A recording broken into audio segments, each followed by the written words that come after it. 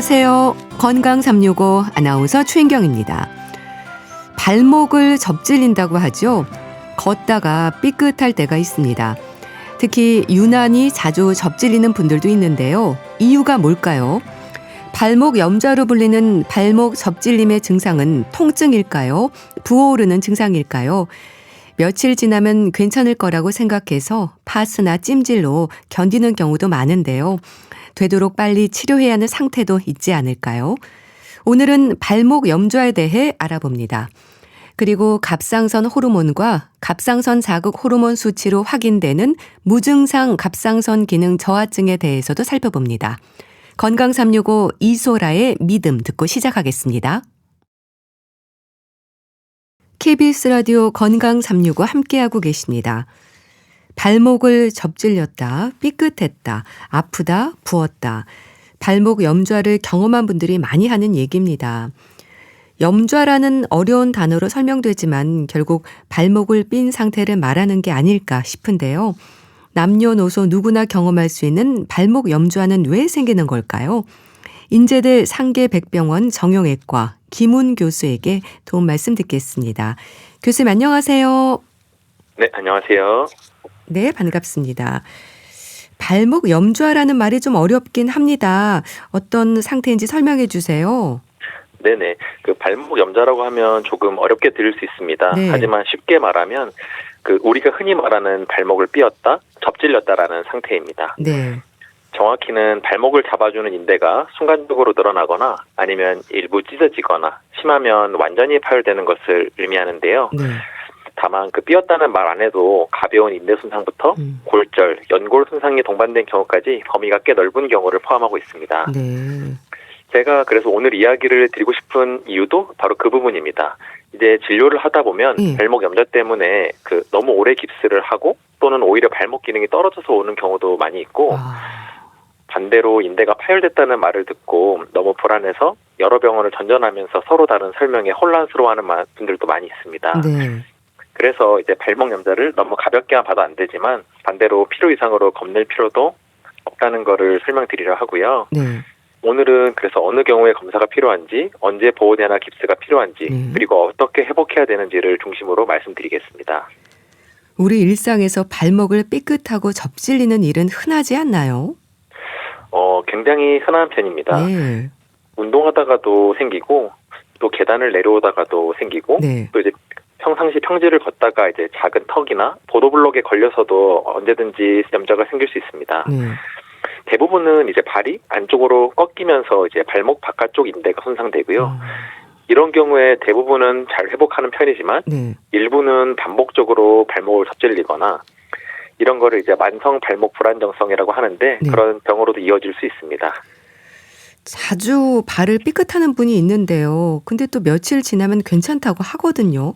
발목 염좌에도 정도의 차이가 있는가 보죠? 네, 이게 정도의 차이는 분명히 있습니다. 네. 이제 발목이 가볍게 인대가 늘어난 정도라면은 이제 말씀하신 대로 며칠 쉬고 발목을 보호해주면 통증이 빠르게 좋아지면서 일상생활이 바로 가능합니다. 네. 하지만 이제 인대가 부분적으로 찢어지거나 또는 완전 파열된 경우에는 발등 쪽으로 붓기, 보행 통증이 오래 갈 수 있습니다. 네. 또 이제 통증이 줄었다고 발목이 완전히 회복되는 것은 아닙니다. 네. 통증이 좋아졌는데 이제 발목 주변에 있는 근육의 근력이나 균형 감각이 충분히 회복되지 않으면 얼마든지 비슷한 상황에서 다시 접질릴 수 있습니다. 네. 그래서 이제 반복적으로 발목을 삐는 분들은 원래 이제 발목이 내가 약해서 그런가? 라고만 생각하지 말고 이전에 다쳤던 이후에 내가 기능 회복이 충분히 됐는지도 반드시 확인을 해봐야 됩니다. 발목을 잡아주는 인대가 중요하지 않나요? 그러니까 안쪽, 바깥쪽 여러 인대들로 구성되어 있는 것 같은데요. 네네. 발목 맞습니다. 이제 발목은 생각보다 정교한 관절입니다. 이제 가장 흔하게 다치는 쪽은 바깥쪽 복숭아뼈 아래에 있는 바깥쪽 인대입니다. 대표적으로는 앞쪽에 전거비 인대, 중간에 종비 인대, 뒤쪽에 후거비 인대가 있고요.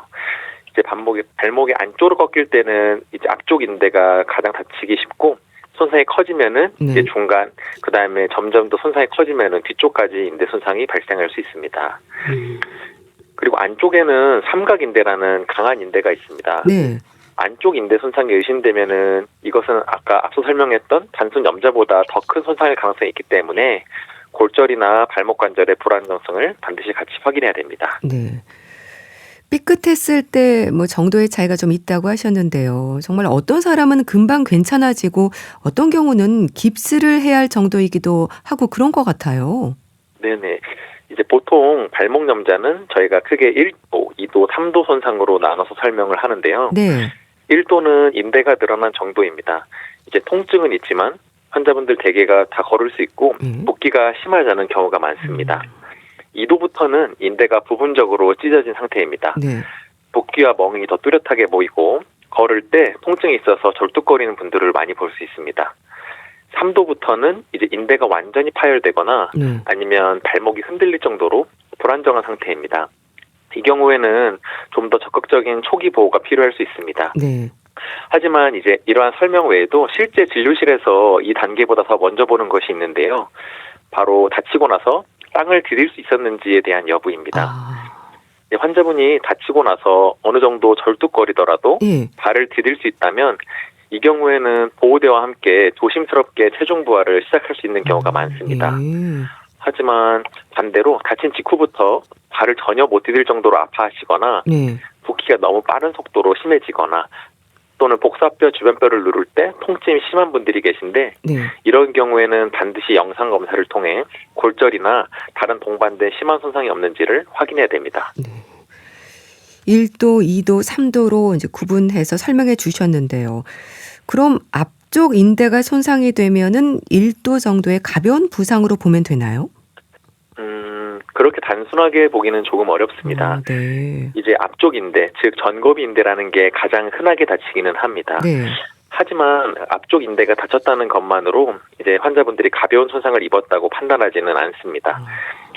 중요한 것은 어느 인대가 다쳤느냐인지도 있지만 얼마나 손상됐는지 또 발목이 실제로 흔들리진 않는지 뼈나 연골 손상이 같이 있는지입니다.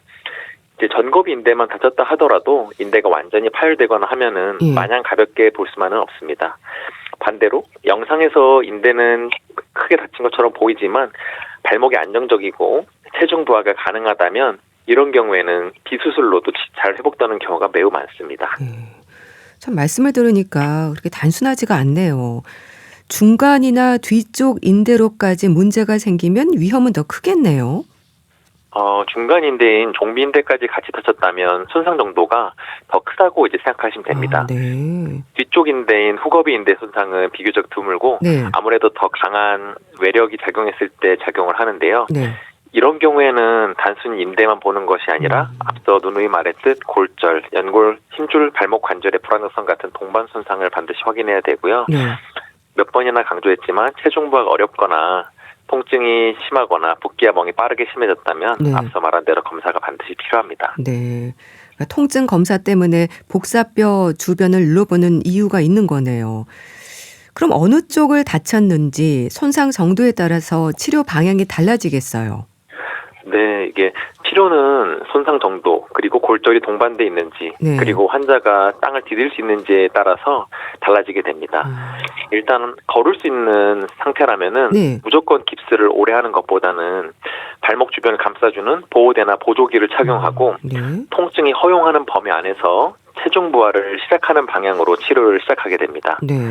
이때 절대 무리해서 걸으라는 뜻은 아니고 발목을 보호하면서 가능한 범위 안에서 일상에서 하는 움직임들을 유지하라는 뜻입니다. 이제 반대로 발을 전혀 못 디딜 정도로 통증과 부종이 심하다면은 바로 병원에 가서 먼저 엑스레이와 같은 영상 검사를 하셔야 됩니다. 그리고 골절이나 심한 인대 손상 없는지 확인을 하고 이 경우에는 필요한 경우 짧은 기간에 통깁스를 할 수 있습니다.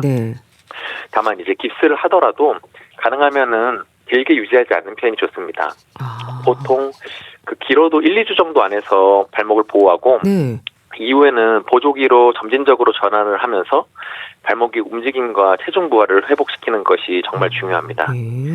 실제 진료 현장에서 많이 보는 게 상상 이상으로 좀 불필요하게 오랜 기간 깁스를 하면서 발목이 굽고 네. 근력이 떨어지거나 균형 감각이 나빠져서 오시는 분들을 종종 뵙게 됩니다. 그렇군요. 네, 이런 경우에는 드물기는 하지만 발목 다친 쪽으로 통증이 과도하게 예민해지고 네. 회복이 좀 어려워지는 경우도 많아서 심한 경우에는 이제 CRPS라는 이제 만성 복합 부위 통증과 같은 문제까지 걱정해야 하는 상황까지 가기도 합니다. 네. 그래서 발목 남자 치료는 단순히 보호만 하는 것이 아니라 네. 보호와 기능 회복의 균형을 잡는 것이 굉장히 중요합니다. 그렇겠네요. 그런데요, 병원에 오는 분들은 증상이 심하니까 오실 텐데요.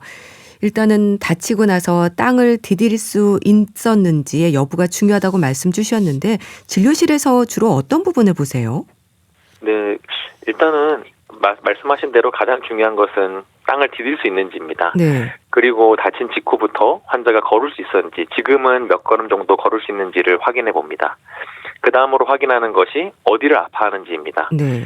발목 바깥쪽이 아픈지, 안쪽을 아픈지, 네. 눌렀을 때 복사뼈 주변이 아픈지, 아니면 혹시 발등이나 발 바깥쪽까지 아픈지를 확인하고요. 이러한 것들을 통해서 어느 구조물이 다쳤는지 어느 정도는 짐작할 수 있습니다. 환자에게 확인하는 내용도 있지 않으세요? 뭘 물어보세요? 몇 번이나 얘기한 내용 같지만 네. 일단은 다치고 나서 걸을 수 있는지를 가장 먼저 물어보고요. 그렇군요. 뭐 하시다가 다쳤는지, 어떻게 다쳤는지를 확인합니다. 이게 발목이 안쪽으로 꺾인 건지 바깥쪽으로 꺾였는지 네. 아니면 높은 계단에서 떨어지거나 하신 건 아닌지, 아니면 아이들처럼 운동 중에 축구 같은 걸 하다가 다치진 않았는지를 확인하고요. 네. 그리고 다칠 때 뚝 하는 느낌이 있었는지, 아하. 붓기가 바로 생기진 않았는지, 예. 그리고 멍이 이렇게 발목이나 발바닥 쪽에 있진 않은지, 그리고 더 중요한 것이 예전에 또 발목을 이와 같이 여러 차례 다친 적이 있는지를 확인하게 됩니다. 그럼 복사뼈 근처에 통증이나 부기, 또 걸음이 자연스럽지 않다면 문제가 있다는 신호겠네요. 네, 이게 특히 걷기 어렵다는 것은 정말 중요한 신호입니다. 네. 어느 정도 절뚝거리더라도 보호대를 하고 조심스럽게 디딜 수 있는 경우와 아예 체중을 실을 수 없는 경우는 전혀 다르게 보셔야 합니다. 네. 다친 직후부터 발을 못 딛거나 주변뼈를 눌렀을 때 아프거나 멍이 빠르게 심해지는 경우는 반드시 병원에서 확인을 해보시고, 네. 발목 모양이 이제 부러진 거나 하는 경우에는 발목 모양이 변하거나 아니면 신경이 다치면서 저림이나 감각 이상이 동반되는 경우도 있기 때문에 네. 이런 경우에도 마찬가지로 반드시 병원에서 확인하셔야 됩니다. 멍이 든 상태에도 확인을 하는 게 중요한 거였네요. 자, 그럼 환자들의 증상을 얘기하는 걸 들으면 어느 쪽 인대가 손상이 됐는지 짐작은 가능한가요? 네, 어느 정도 가능합니다. 이게 발목이 안쪽으로 꺾였고 바깥쪽 복사뼈 앞쪽이 아프다면은 네. 저희가 전거비 인대 손상이 있을 거라고 먼저 생각을 하고, 네. 이게 둥그렇게 아래쪽으로 통증이 이제 이어지거나 강하면 마찬가지로 종비인대까지 같이 손상이 됐을 수 있겠구나 생각을 합니다. 또 발목 안쪽으로 통증이 뚜렷하면 네. 저희가 삼각인대 손상이나 안쪽 복사뼈가 같이 부러지진 않았는지도 생각을 해야 됩니다. 네. 또 발목 위쪽이 아프거나 비틀 때 통증이 심하다고 하면은 저희가 고위 발목 염좌라고 하는 더 높은 곳의 인대 손상도 같이 고려를 해야 되고요. 예. 하지만 이 모든 게 단순히 진찰만으로는 확정할 수는 없고 필요하면은 반드시 영상 검사를 통해서 확인을 하게 됩니다. 검사는 엑스레이로 가능한 거죠? 네, 엑스레이가 이제 가장 기본적인 검사입니다. 네. 다만 이제 엑스레이라는 것이 주로 골절을 확인하는 검사입니다. 따라서 인대 자체가 엑스레이에서 직접 보이는 것은 아닙니다. 네. 또 이제 모든 발목 환자에서 무조건 MRI가 필요한 것은 아닙니다. 먼저 진찰로 골절 가능성이 높은지, 네. 재정부가 가능한지, 어디가 아픈지 확인한 후에 엑스레이를 확인하고 엑스레이에서 골절이 없더라도 네. 통증이 오래 가거나 아니면 이후에도 반복적으로 접질리거나 네. 발목이 걸을 때 계속 덜렁거리는 느낌이 드는 등의 불안정한 증상이 있다면은 이때 추가적으로 초음파나 MRI를 고려할 수 있습니다. 네. 일상에서 발을 접질리지 않도록 정말 조심해야겠다는 생각이 드는데요. 이렇게 발목을 삐끗하는 건 평지에서도 가능하고 남녀노소 누구나 겪을 수 있는 일이지 않나요? 네, 이게 누구에게나 생길 수 있습니다. 네. 아무래도 운동을 많이 하는 사람들은 정말 쉽게 다치기도 하고요. 네. 평소에 운동을 하지 않는 분들도 이제 계단이나 보도블록에서 쉽게 다쳐서 오십니다. 네. 또 아무래도 나이가 드실수록 균형 감각이나 근력이 떨어지다 보니 더 쉽게 접질릴 수 있고 아이들 같은 경우에는 반대로 활동량이 너무 많다 보니까 다쳐서 오는 경우가 많습니다. 그렇죠. 또 신발도 중요한 영향을 미치는데요. 네. 이제 굽이 높거나 발목을 잘 잡아주지 못하는 신발, 혹은 밑창이 불안정한 신발 같은 경우에는 발목 접질리는 위험을 높여줄 수 있습니다. 특히 아이들의 경우에는요, 성장판이 손상된 건 아닐지 걱정을 하지 않나요? 네, 아무래도 그 부분이 부모님들이 많이 걱정하시는 부분입니다. 네. 아이들은 뼈와 성장판이 아직 자라는 중이기 때문에 어른과 그 다치는 양상이 조금은 다를 수 있습니다. 네. 어른에서는 인대가 다칠 상황에서 아이들은 성장판 주변이나 뼈가 같이 다치는 경우가 흔하기 때문에 이에 대해서도 반드시 생각을 해야 됩니다. 네. 다만 이제 모든 아이가 발목 염좌가 성장판 손상을 의미하는 것은 절대 아닙니다. 중요한 것은 성인하고 비슷한 원칙이 있는데 네. 아이가 체중을 잘 싣는지, 어디가 아픈지, 붓기가 얼마나 심한지, 엑스레이에서 이상이 있는지 확인을 하는 것이고요. 아이들은 사실 괜찮다고 말해도 절뚝거리는 모습을 보이기도 하고 한쪽 발을 잘 안 쓰려고 하거나 뛰지 않으려는 모습을 보일 수도 있습니다. 이럴 때는 반드시 병원에 와서 확인을 하시는 것이 필요합니다. 참 그렇게 아이들은 아프면서도 괜찮다고 말하는 경우가 많아서 특히 잘 살펴야 될 텐데요. 발목에 뼈 조각이 남아 있을 수도 있다고 들었습니다. 네, 맞습니다. 이제 아이들에서는 아무래도 작은 견열골절이 문제가 되는 경우가 있습니다. 견열골절이라는 것은 인대가 뼈에 붙어 있는 부위에서 이제 인대만 찢어지는 것이 아니라 네. 작은 뼈 조각을 물고 떨어지는 형태입니다. 특히 바깥쪽 복사뼈 아래쪽에서 이런 일이 흔하게 생기는데요. 네. 처음에는 이제 단순 염좌처럼 보이거나 엑스레이에서 아주 작게 보여서 놓치기가 쉽습니다. 네.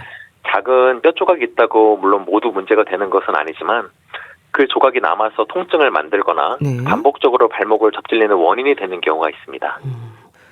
떨어진 뼈 조각은 어디에 위치하나요? 이게 또 커질 수도 있다고 하던데요.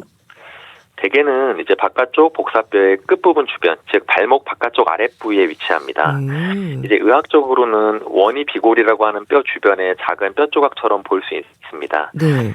하지만 이게 시간이 지나면서 점차 둥글게 보이거나 독립된 작은 뼈처럼 보일 수도 있고 이런 것들을 의학적으로는 비골화 부골이라고 이제 부르기도 합니다. 네. 조각이 커지기도 하나요? 실제로 조각이 커질 수 있습니다. 그렇군요. 특히 이제 아이들이 성장하는 과정에서 또는 같은 부위를 반복적으로 접질리면서 네. 그 조각이 더 뚜렷해지거나 크기가 커지는 경우가 있습니다. 네. 하지만 이게 종양처럼 자란다는 의미는 절대 아닙니다.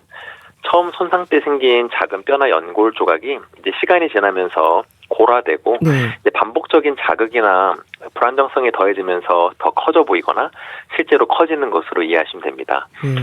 그래서 이제 아이가 발목을 삐고 난 뒤 바깥쪽 복사뼈 아래 통증이 오래 가거나 네. 아니면 같은 발목을 좀 반복적으로 접질린다면 이런 작은 뼈 조각이 남아있는 건 아닌지 확인해 볼 필요가 있습니다. 그런 경험이 있는 아이들이 성장하면서 자주 접질릴 수도 있을까요? 네, 충분히 그럴 수 있습니다. 작은 뼈 조각이 있다고 모두 문제가 되는 것은 물론 아닙니다. 네. 증상이 없고 발목이 안정적인 환자들도 많아서 이런 경우에는 성장하면서 지켜보는 경우가 많습니다. 네. 하지만 발목 바깥쪽 통증이 반복되거나 네. 운동할 때 자주 접질리거나 실제로 발목이 불안정하다고 느낀다면은 그 뼈 조각과 인대 기능을 함께 반드시 평가해야 됩니다. 뼈 조각이 있으면 회복도 느릴까요? 그것은 사실 경우에 따라 좀 다를 것 같습니다. 작은 조각이 있어도 통증이 없고 발목이 안정적이라면은 네. 사실 회복에는 큰 영향을 주지 않을 수가 있습니다. 하지만 그 부위가 계속 아프거나 인대가 제대로 기능을 하지 못하거나 네. 반복적으로 접질리게 된다면 회복이 느리게 느껴질 수 있습니다. 결국 중요한 것은 네. 이제 엑스레이에 뼈 조각이 보이는지 하나만 보는 것이 아니라 실제로 이 환자가 아픈지 불안정한지 운동이나 일상생활에 제한이 있는지를 반드시 같이 봐야 합니다. 그런데요, 이렇게 발목 인대가 파열됐다는 말을 들으면 불안하거든요. 이럴 때 수술이 필요한가요? 파열이라는 단어가 조금 무섭게 들리지만 네.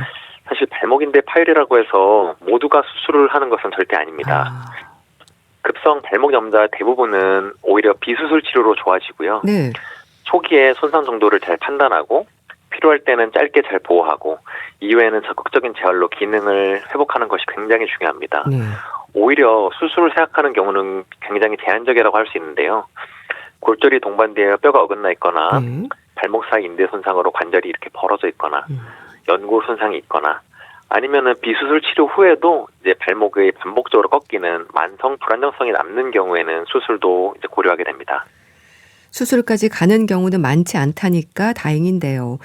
회복을 위한 운동 치료도 중요하겠어요.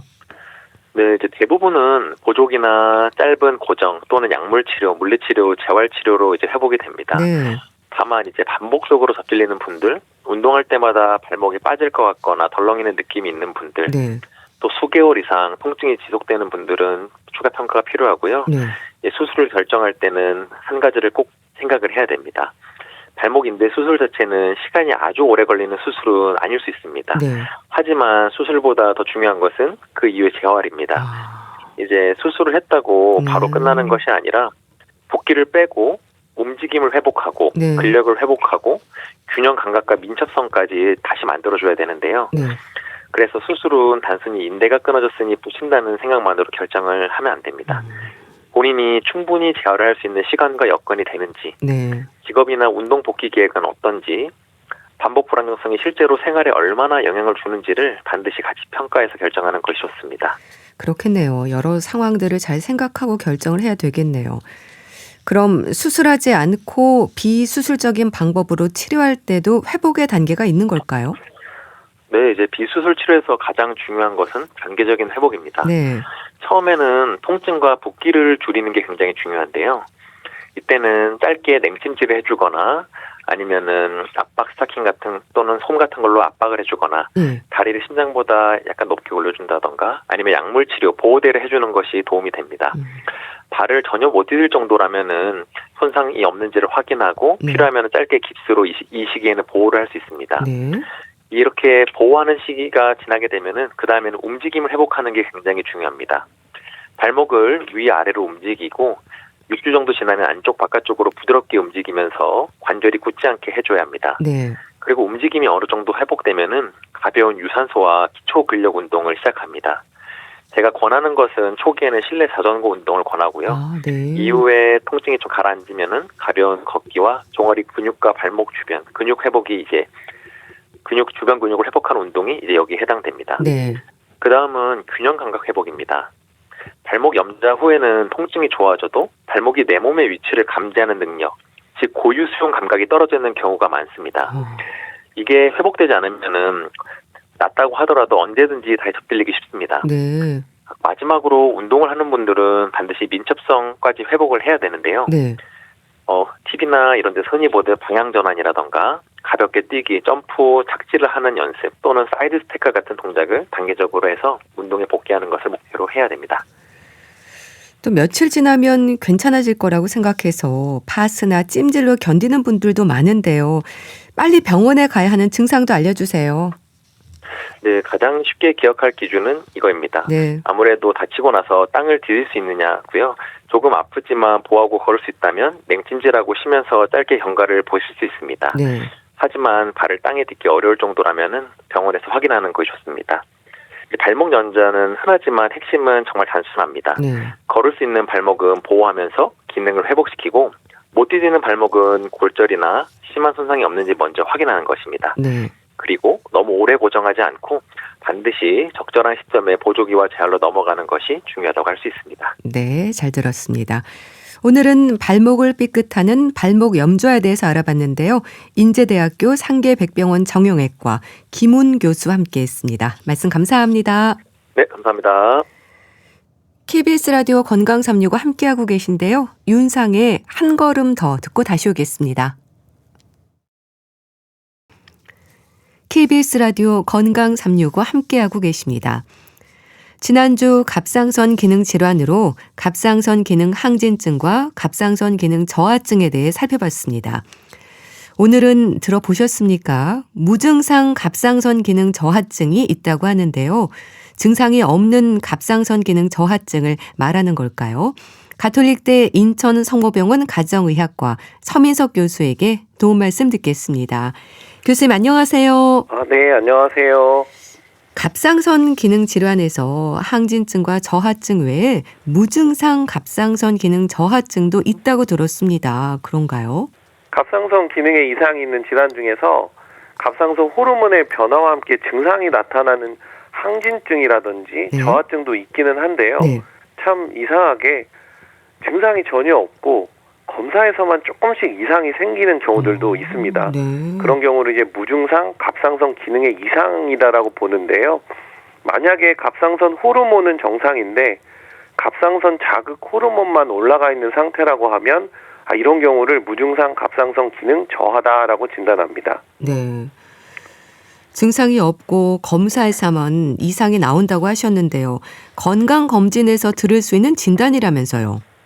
아무래도 이제 증상이 없는 경우가 대부분이라서 네. 종합 건강검진을 하다가 우연히 갑상선 자극 호르몬만 상승되어 있어서 진단되는 경우들이 많고요. 아니면은 이제 증상이 좀 애매하다, 좀 피곤하다, 기운이 없다, 네. 이런 증상을 가지고 진료실을 찾았다가 뭐 그런 상황에서는 갑상선도 문제가 있는지 봐야 되는데 네. 이게 갑상선 기능 저하는 아닌데 갑상선 자극 호르몬만 올라가 있는 이런 상태를 통해서 발견되는 경우들도 많습니다. 그러니까 우리 갑상선의 건강 상태는 주로 혈액 검사로 하는 거잖아요. 무증상 갑상선 기능 저하증은 어떻게 할 수 있는 건가요? 갑상선의 기능에 일부 이상이 생긴 상태이기 때문에 네. 혈액 검사를 통해서 확인은 가능하고요. 네. 갑상선 호르몬이라고 부르는 유리 T4의 수치 자체는 이제 정상으로 나오고 갑상선 자극 호르몬이 정상보다 올라가 있을 때 이게 진단이 가능한데요. 네. 이게 갑상선 기능 그 자극 호르몬의 정상 수치를 또 어떻게 놓느냐에 따라서도 이게 갑상선 기능 저하 무증상증이 나타나는 경우도 있고 아닌 경우도 있고 네. 그리고 갑상선 자극 호르몬의 수치에 따라서 이게 중증인 경우도 있고 경증인 경우도 있습니다. 건강검진에서 무증상 갑상선 기능 저하증 진단을 받는 분들이 많나요? 생각보다 많습니다. 네, 왜냐하면 증상이 없기 때문에 네. 이거는 건강검진을 통해서만 우연히 갑상선 기능을 보다가 나오는 경우들이 많기 때문에 네. 사실 무증상 갑상선 기능의 이상은 거의 대부분 이제 건강검진을 통해서 확인이 된다라고 볼 수 있습니다. 그렇겠네요. 예. 그런데요, 갑상선 호르몬과 갑상선 자극 호르몬은 다른 건가요? 검사 결과로 알 수 있는 거라고 하던데요. 갑상선 호르몬은 실제 우리 갑상선에서 분비가 돼서 몸의 신진대사, 체온 조절에 작용하는 호르몬인데요. 네. 우리 몸이라는 거는 늘 항상성을 유지하고 있어서 갑상선 호르몬이 부족하다? 그러면 뇌하수체에서 갑상선 자극 호르몬을 분비해서 갑상선의 호르몬이 분비가 되도록 자극을 하고요. 네. 반대로 이제 갑상선 호르몬이 너무 많으면 갑상선 분비를 억제하자 그런 의미에서 뇌하수체에서 갑상선 자극 호르몬이 줄어들게 됩니다. 그래서 갑상선 호르몬이나 갑상선 자극 호르몬은 사실 분비하는 것도 다르고 작용하는 역할 자체도 다릅니다. 그렇기 때문에 갑상선 상태가 항진인지 저하인지 무증상 저하인지를 구분하기 위해서는 갑상선 호르몬과 자극 호르몬을 동시에 검사해야 됩니다. 그럼 갑상선 기능 검사는 검사할 때마다 조금씩 달라진다는 말도 하던데요. 이 부분이 갑상선 호르몬인가요? 우리가 이제 살아있는 상태이기 때문에 수치가 늘 변합니다. 네. 갑상선뿐만이 아니라 모든 혈액 검사가 계속 변화를 경험을 하게 되는데요. 네. 갑상선 호르몬도 검사 당시에 우리 몸의 상태에 따라서 변하기 때문에 수치도 당연히 다르게 나올 수는 있습니다. 다만 이제 실제로 우리 몸에서 단백질과 결합되어 있지 않으면서 직접 인체에 작용하는 이제 활성형 호르몬, 그러니까 이제 유리 T4라고 말씀드렸는데, 요거는 사실 생리적인 변동성이 낮습니다. 그러니까 갑상선 호르몬은 사실 크게 변동이 없고 일정한 농도를 유지하는 경향을 보이고요. 근데 오히려 갑상선 자극 호르몬이 변화가 아주 심합니다. 그래서 연구 결과를 보면 우리 유리 T4라는 농도가 2배가 변하면 갑상선 자극 호르몬은 100배가 변할 정도로 민감하다. 그렇게 알려져 있고 실제 우리가 갑상선 자극 호르몬 검사를 해보면 오후에는 가장 많이 떨어지고 저녁과 밤에 이제 높아지기도 하고 심지어는 심리적인 스트레스나 뭐 피로, 잠을 좀 잘 못 잤다. 아니면 우리 몸에 이제 심각한 전신 질환이 있거나 일부 약물에 의해서도 변화가 크게 나타나는 것으로 되어 있습니다. 네. 갑상선 자극 호르몬은 하루에도 몸의 상태라든지 여러 가지 상황에 따라서 변화가 좀 심하게 나타나겠네요. 맞습니다. 그렇기 때문에 우리가 갑상선의 기능 이상을 진단할 때 가장 중요한 수치가 갑상선 자극 호르몬인데 네. 이게 워낙 변화가 또 심하고 네. 여러 상황에 영향을 받다 보니까 한 번으로 이게 딱 진단하지 않고 이상이 생기면 또 다음에 검사해서 정말 이상이 있는지를 확인하는 절차가 필요합니다. 네. 그럼 갑상선 호르몬과 갑상선 자극 호르몬은 좀 반대로 간다는 생각을 하면 되는 건가요? 예, 맞습니다. 갑상선 호르몬이랑 자극 호르몬은 어떻게 보면 서로 반대의 작용을 하는 거죠. 갑상선 호르몬이 떨어지면 자극 호르몬은 또 올라가고 뭐 이런 상태가 되면 이제 갑상선 기능이 저하되어 있다라고 생각을 하는 거고요. 네.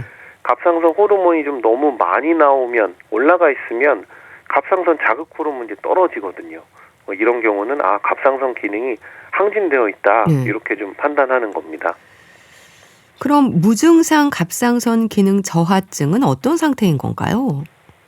이게 무증상 갑상선 기능 저하는 검사에서는 이상이 좀 있는 겁니다. 네. 근데 이상이 있는데 둘 다 이상이 있는 게 아니라 하나만 이상이 있는 거죠. 그래서 갑상선 호르몬은 정상 범위로 잘 나오고 있는 상태이기 때문에 사실 갑상선 호르몬이 정상 범위면 우리 몸에 증상이 전혀 없거든요. 네. 그래서 이건 괜찮은가 보다 생각해 보지만 이상하네. 갑상선 자극 호르몬은 올라가 있네. 그래서 마치 갑상선 호르몬이 좀 모자란다고 우리 몸에서 착각하고 있는 상태가 아닌가. 증상은 없지만 갑상선 기능 저하로 결과가 일부 나와 있는. 그렇다 보니까 사실 증상도 애매하고 치료도 이게 좀 명확하게 나와 있지는 않습니다. 그러니까 갑상선 자극 호르몬만 올라가 있는 상태로 보면 되는 건가요? 예, 맞습니다. 자극 호르몬만 올라가 있고 사실 그게 올라가 있으려면 실제로 갑상선에서는 갑상선 호르몬이 부족한 상태여야만 올라가거든요. 근데 우리 몸에서 갑상선 호르몬은 그냥 정상으로 유지되는데 그것만 딱 올라가 있는 상태라고 보시면 됩니다. 증상도 전혀 없고요. 그렇게 되면 어떤 위험이 생길 수 있나요? 일단 검사에서 이상이 있다는 말을 들으면 불안해할 것 같은데요. 크게 걱정할 필요는 없는 건가요? 당장은 사실 불편한 증상도 없고 갑상선의 기능 저하가 증상이 있는 그런 상태랑 비교했을 때는 큰 위험이 있는 것은 아닙니다. 근데 이제 우리가 이렇게 무증상인데 뭔가 장기적으로 문제가 생기지 않을까 뭐 연구를 해보다 보니 장기적으로 이걸 관리를 안 해주니까 콜레스테롤이 계속 올라가는 것 같고 그리고 결국에는 이 관상동맥, 심장 혈관 여기에도 문제가 생기고 심장의 기능에도 문제가 생기니까 심장부전도 생기고 심혈관계 질환으로 결국에는 사망의 위험이 증가된다라는 보고들이 계속 나오고 있거든요. 그렇기 때문에 이거 그냥 놔두면 안 되겠구나. 추가적으로 검사를 해서 우리가 현재 상태를 자세히 파악을 해보고 주기적으로 검사하면서 이게 변화도 좀 봐야 되고요. 특히 이제 갑상선 자극 호르몬 수치가 좀 너무 높고 증상이 대부분 없지만 증상이 있는 경우라고 하면 갑상선 호르몬 보충을 좀 해보자 이렇게 되어 있기는 합니다. 콜레스테롤이 올라갈 수도 있고 또 심장 혈관 기능에 문제가 생길 수도 있다고 하셨는데요. 전 단계 정도로 이해를 하면 될까요? 이 무증상 기능 저하에서 증상이 나타나니 현성 기능 저하로 가는 경우도 있습니다. 그런 환자분이라고 하면 지금의 무증상 기능 저하는 전 단계라고 볼 수 있는 거죠. 그렇기 때문에 이게 앞으로 증상이 나타나는 기능 저하로 가는지에 대해서는 한 2-3달 정도 지나서 다시 갑상선 기능 검사를 해보는 거죠. 그래서 무증상으로 그냥 기능 저하만 유지가 되는지 아니면은 이게 전 단계처럼 증상이 나타나는 기능 저하로 가는지를 확인을 해보셔야 됩니다. 갑상선 기능 저하증으로 가는 전 단계로 보면 되겠네요. 대부분은 그렇진 않고요.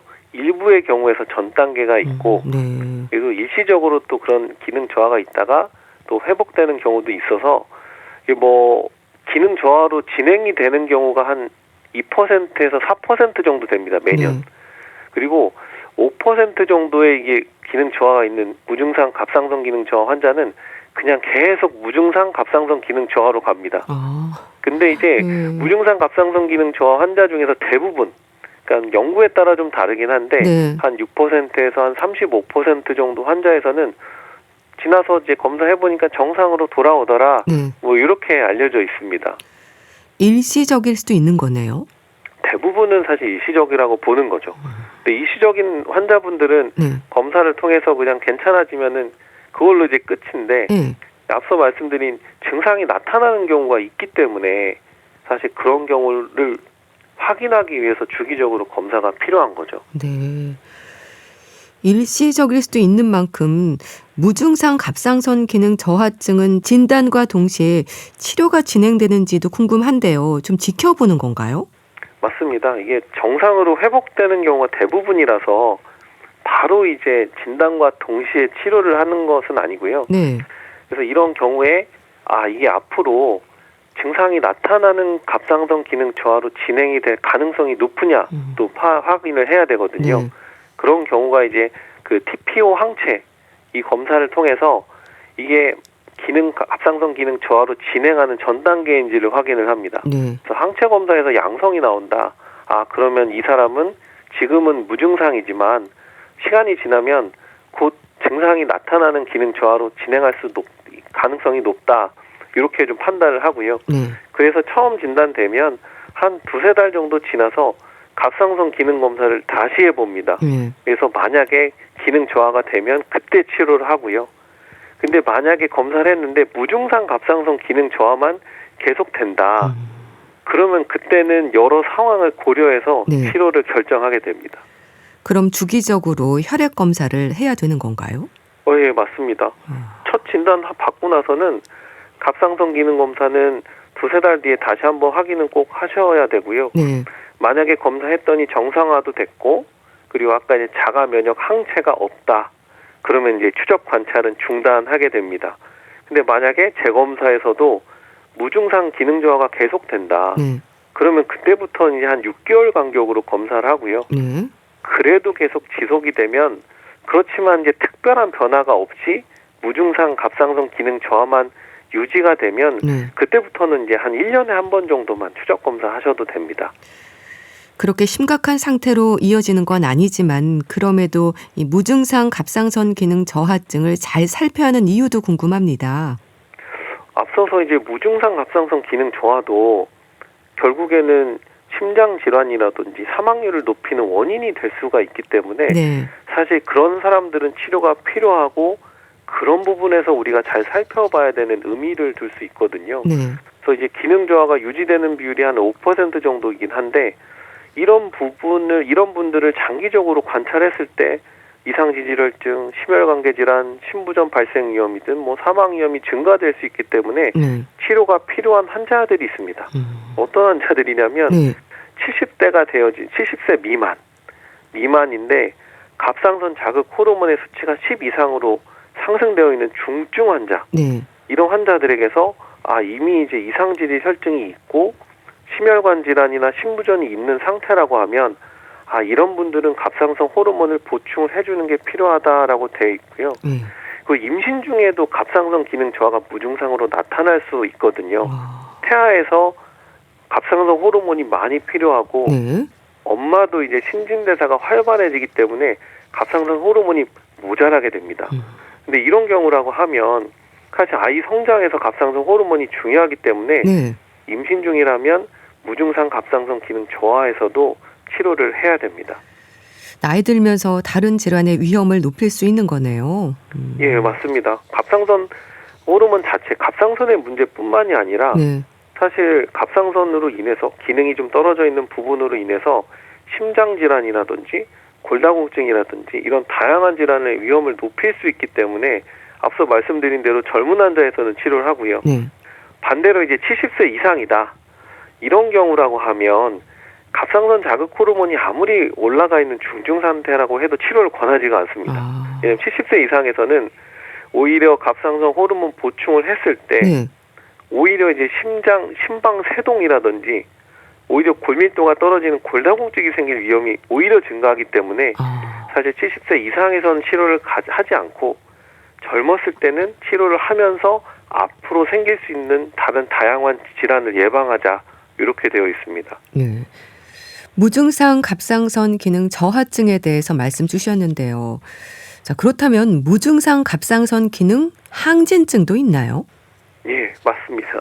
무증상 갑상선 기능 항진증도 있고요. 예. 마찬가지로 이것도 증상이 없고, 갑상선 기능 저하증과는 다르게 갑상선 자극 호르몬이 비정상적으로 떨어져 있는 거죠. 네. 물론 갑상선 호르몬 자체는 정상 범위에 있는 상태입니다. 근데 이제 무증상 갑상선 기능 저하와 비교하면 예. 항진증이 그렇게 흔한 거는 아닙니다. 그러니까 무증상 갑상선 기능 저하증과 비교하면 좀 드문 거네요.